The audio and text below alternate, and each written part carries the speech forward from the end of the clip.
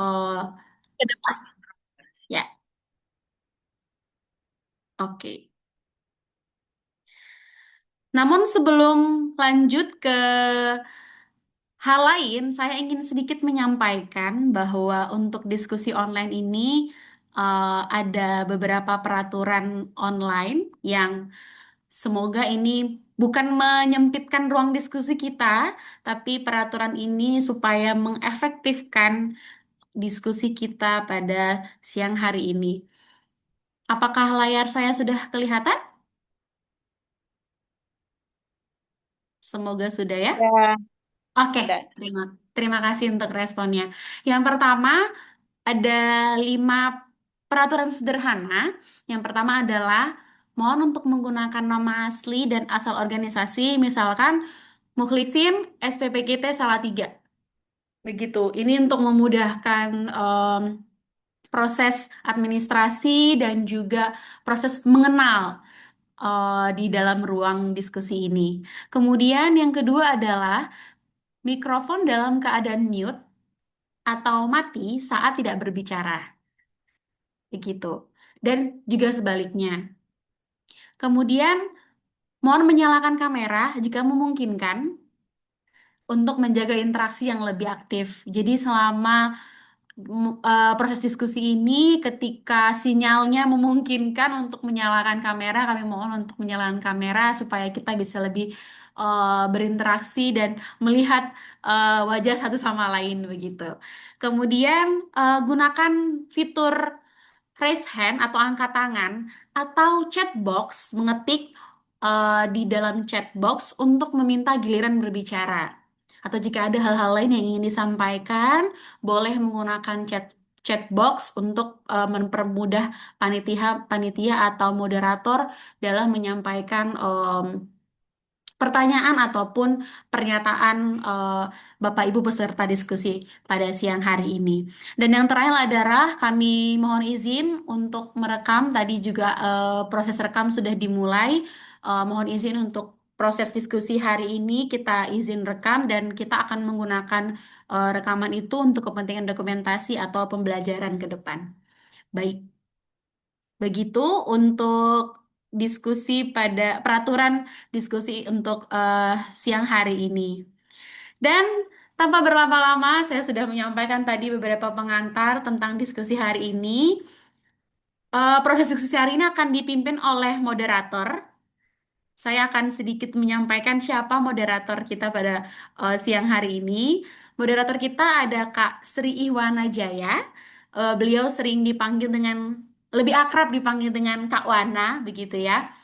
Eh, Kak Wana ini berasal dari Bantaeng, kelahiran di Bantaeng, Sulawesi Selatan, dan beliau juga merupakan anggota dari SPA Butatoa yang anggota atau bagian dari organisasi yang tergabung di dalam jaringan PLD Sulawesi, begitu.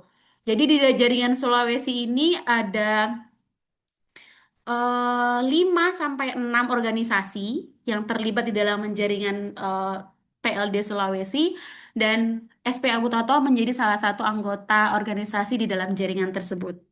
Nah, Kak Iwana Wana hari ini akan membantu kita memoderasi proses diskusi. Beliau ini sudah melalang buana ya di pengalamannya di organisasi. Dulu saat masa kuliah beliau ini aktif di Ikatan Mahasiswa Muhammadiyah, kemudian di Badan Eksekutif Mahasiswa, Himpunan Mahasiswa Jurusan, di Karang Taruna, di KPP Butatoa, dan sampai sekarang juga masih aktif di SPA Butatoa.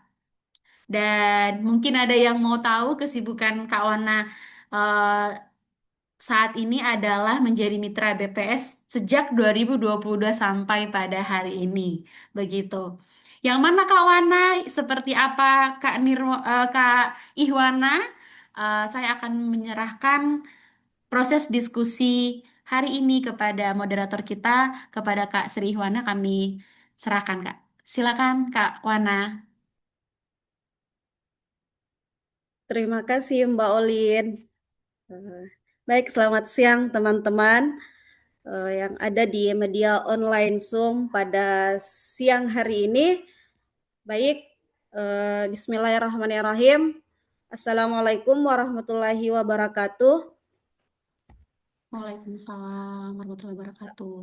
Alhamdulillahirabbil alamin. Puji syukur kita panjatkan atas kehadirat Allah Subhanahu wa taala karena pada siang hari ini kita masih diberikan kesehatan dan kesempatan meskipun lewat media online Zoom,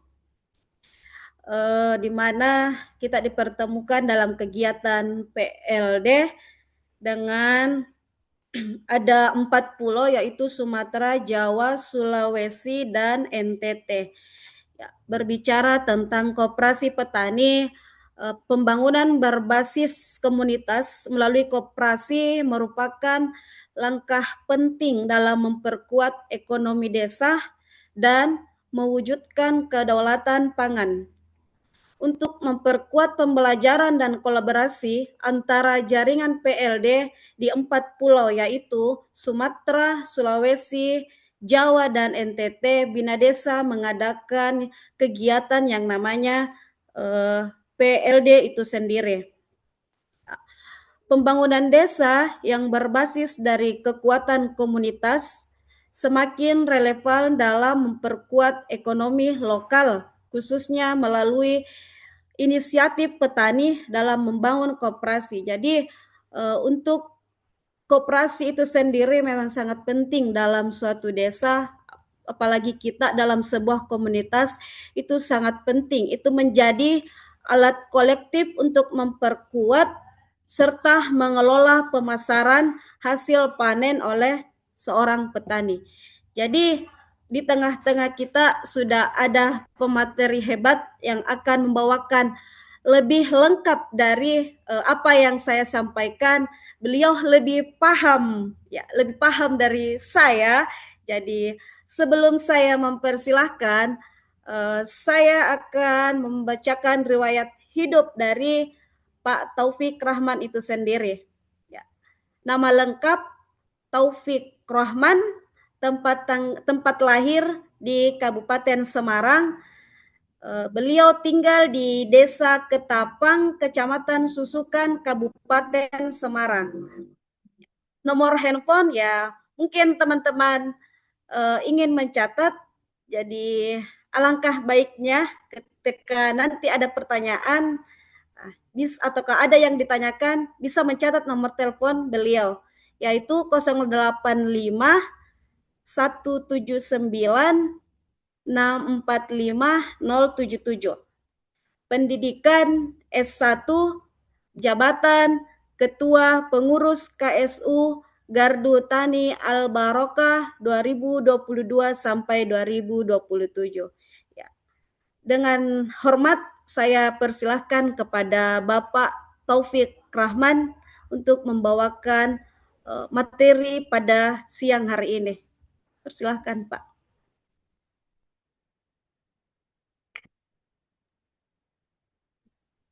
Baik, terima kasih atas waktunya. Saya ucapkan Assalamualaikum warahmatullahi wabarakatuh. Selamat siang semuanya, para teman-teman PLD, Bina Desa di Sulawesi, Sumatera, Jawa, NTT yang saya banggakan, dan juga segenap staf dari Bina Desa yang ikut hadir, ada Mbak Olin dan yang lainnya. Alhamdulillahirabbil alamin, pada kesempatan siang yang sangat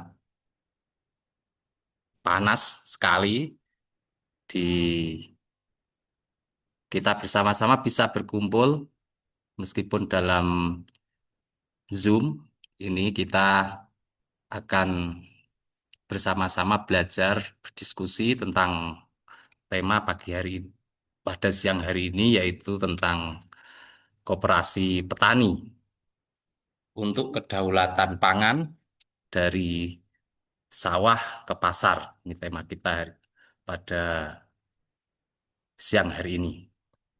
Semoga meskipun cuaca yang panas ini kita tetap bisa semangat dan segar ini ya, seperti Mbak Olin ini kelihatan tampak semangat dan segar sekali. Semoga yang lain juga gitu ya, tidak tidak ngantuk sambil beraktivitas.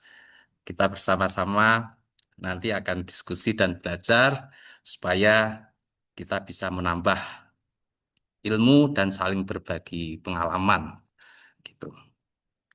Baik, langsung saja saya sampaikan juga apresiasi terhadap Bina Desa yang telah menyelenggarakan acara pada siang hari ini. Saya sangat merasa terhormat sekali bisa diikutkan dalam acara ini, apalagi selaku narasumber ini. Eh, Bina Desa sungguh sangat luar biasa, sudah berpengalaman mungkin 30-an tahun lebih ya, Mbak ya. Gitu ya, dalam iya mungkin sangat lama sekali. Saya sejak kecil sudah tahu Bina Desa. Bahkan dari Salatiga itu ada yang dulu menjadi tokoh di Bina Desa namanya Pak Muntaha Azhari, itu yang dulu pernah membuat konsep-konsep seperti eh, dialog of life, di mana masyarakat itu di, di, di, didorong untuk mencari solusi sendiri. Jadi permasalahan di masyarakat itu cukup dengan eh, mereka diberikan sebuah difasilitasi untuk berdiskusi dan menentukan masalah dan mencari solusi sendiri. Itu salah satu bentuk eh, untuk penelitian masalah yang dari akar itu banyak sekali pemikiran-pemikiran yang sangat luar biasa yang dari Bina Desa ini, dan semoga Bina Desa akan semakin maju, semakin bermanfaat untuk pemberdayaan masyarakat desa di seluruh Nusantara ini, sekitar 80.000 desa. Kalau sekarang kita lihat pembangunan koperasi Desa Merah Putih itu sekitar 80 ribuan itu. Dan nanti semoga Bina Desa bisa lebih bermanfaat nanti ke depan. Baik, langsung saja di sini saya tidak selaku narasumber, hanya berbicara sebagai kapasitas saya selaku Ketua Koperasi Gardu Tani di Al Barokah.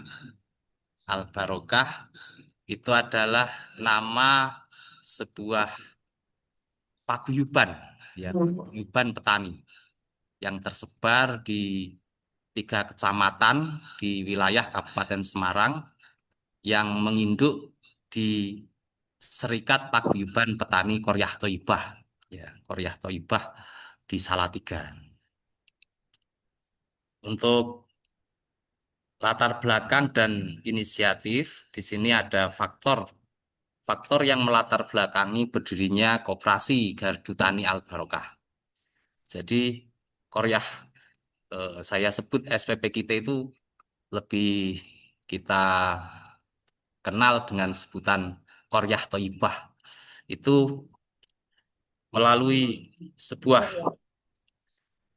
diskusi, ya, sebuah diskusi, terus melalui membahas mengenai masalah petani yang saat itu pemasaran hasil produksinya sangat sulit dan tergantung dengan tengkulak, sehingga harga panen itu sangat rendah, terus adanya sehingga akses pasar itu sangat sangat terbatas, ya, itu kita merasakan prihatin. Teman-teman di Koryah Thoibah sangat prihatin terhadap kondisi eh, ekonomi masyarakat petani di desa-desa. Oleh Karena itu dibuatlah sebuah eh, koperasi, koperasi untuk menjawab eh, keprihatinan tersebut, bagaimana petani bisa eh, mempunyai kemandirian dan kedaulatan, baik dari hulu sampai hilir dalam produksi maupun pemasarannya. Itu dengan cara membuat koperasi dengan alat alat alatnya adalah koperasi, dan koperasinya dinamai Koperasi Gardu Tani Al Barokah. Makanya di sini saya eh, SPP kita Salatiga itu karena memang yang istilahnya yang membidani berdirinya koperasi ini adalah eh, KSU Koryah Thaibah tersebut. Baik, untuk itu juga selain masalah ekonomi, juga kami melihat adanya keprihatinan terhadap masalah kesehatan dan lingkungan hidup yang pada era tahun 90-an ya, karena operasi ini sudah berdiri dan berbadan hukum sejak 1992.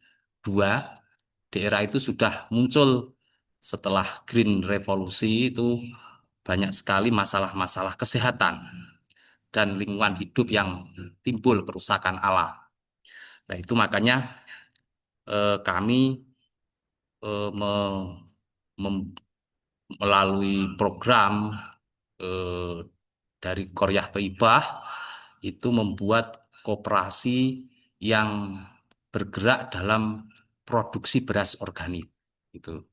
Jadi beras organik itu menurut kami itu adalah sebuah sebuah simbol ya, sebuah simbol untuk dalam rangka satu untuk menaikkan ekonomi petani ya, di mana eh, beras organik itu pasar tidak ditentukan oleh pemerintah. Yang pertama, kedua kita tidak tergantung ya, tidak tergantung dengan pupuk kita bisa buat sendiri, benih buat sendiri, dan pasar pun kita yang menentukan harganya.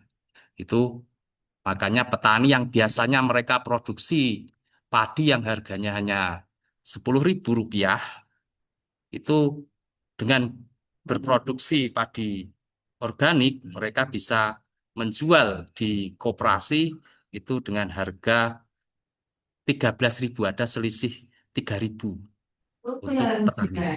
Ya, itu kalau zaman itu segitu. Kalau sekarang sudah lebih tinggi lagi.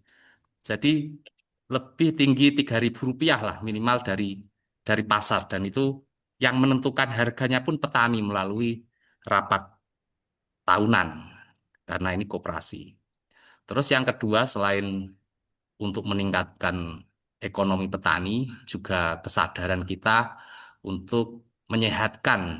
Yang pertama ya petani kita sendiri biar sehat, karena bahayanya dampak eh, apa kimia ya, pertanian kimiawi ini mempunyai dampak untuk kesehatan dengan munculnya penyakit-penyakit yang degeneratif ya, itu disebabkan oleh makanan itu. Makanya jawabannya juga petani harus bertani organik. Makanya beras kami harus organik. Itu. Nah, itu minimal untuk petani kita. Petani kita harus sehat. Tidak makan beras raskin saja. Tapi mereka harus makan beras sehat.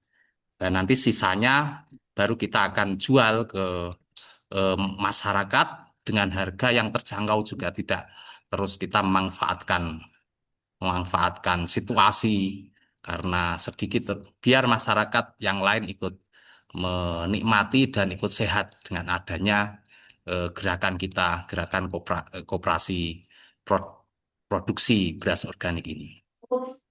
Eh, Selanjutnya tadi saya singgung masalah lingkungan hidup, dan otomatis karena ya sampai saat ini kita lihat cuaca yang seperti ini karena perubahan iklim, karena sudah tidak seimbang ya ekosistem atau alam kita. Nah ini tentu karena pengaruh ulah manusia yang menggunakan alam ini tidak sesuai dengan secara bijaksana dengan baik. Ya, itu dengan bertani organik kita akan memperbaiki lahan lahan pertanian kita sehingga ekosistem yang ada di lahan kita itu baik, dan akan istilahnya memberikan dampak untuk eh, untuk lingkungan kita akan semakin lingkungan kita juga akan berdampak baik. Itu untuk pertanian organik. Mungkin sudah pada paham ya untuk teman-teman PLD ini. Oke. Oke.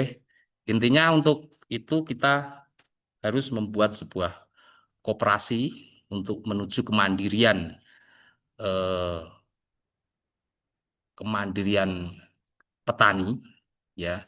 Jadi tidak hanya budidaya saja. Yang saya maksud tidak hanya budidaya saja, terus kita bingung bagaimana memasarkannya. Lah, satu-satunya unit kita harus berpikir membuat unit bisnis apa yang bisa menampung hajat hidup masyarakat petani secara anggota secara sepenuhnya. Itu satu-satunya jawabannya kita harus berkooperasi. Berkooperasi dengan semangat dari petani oleh petani dan untuk petani. Baik, itu selanjutnya berkaitan dengan kedaulatan pangan. Tentunya kedaulatan pangan merupakan konsep pemenuhan hak atas pangan yang berkualitas, gizi baik dan sesuai secara budaya, produksi dengan sistem pertanian yang berkelanjutan dan ramah lingkungan. Makanya kami didoktrin di Korea Toibah itu sustainable organic farming itu dalam rangka eh, membangun sebuah eh, kedaulatan pangan dengan sustainable pertanian yang berkelanjutan. Ya. Oke, lanjut. Ada 4 pilar yang harus diperjuangkan untuk mewujudkan kedaulatan pangan. Yang pertama, hak atas pangan. Ini sudah maklum ya, di mana WFO ya, itu kita itu sudah hak asasi kita ya untuk istilahnya menentukan pangan kita mau seperti apa itu ya. Itu itu kita petani pun juga punya hak atas pangan mereka, bagaimana mengolah lahan mereka dan menghasilkan pangan yang berkualitas. Terus hak atas akses terhadap sumber daya produktif itu berkaitan dengan land reform, reformasi agraria, ya, kemandirian benih itu ya, dan air dan yang lainnya. Dan itu adalah tanah, yaitu itu adalah alat produksi yang vital. Itu eh, harus kita itu adalah hak kita. Selanjutnya untuk mengembangkan produksi pertanian yang ramah lingkungan, tadi sudah kita singgung, ya dengan itu kita seperti di Al Barokah mengembangkan pertanian organik ini, toh. Jadi kalau saya pernah belajar mendapatkan asistensi dari Agritera Belanda itu ya pertanian organik itu pertanian yang post modern ya, bahkan tidak pertanian modern tapi setelah modern itu organik karena mereka sudah mengalami masa modern ya di sana di Eropa dengan apa namanya eh, industrialisasi, modernisasi, terus kimiawi mereka terkena dampak penyakit-penyakit yang berbahaya, terus mereka sadar dan kembali lagi. Negara-negara maju sekarang sudah menerapkan pertanian organik ini. Ya, kita kalau mau ekspor ke Belanda, ke Belanda, ke Eropa itu harus punya sertifikasi eh, EU ya. Kalau ke Amerika, USDA, ke Jepang, itu JAS, itu salah satu bentuk mereka itu menyadari bahwasanya pentingnya produk-produk yang sehat, yaitu yang dimulai, yang diproduksi dari tanah-tanah yang sehat sehingga dikonsumsi itu aman, yaitu aman dan sehat kar- itu mereka sudah menyadari itu lah, kita juga sama, kita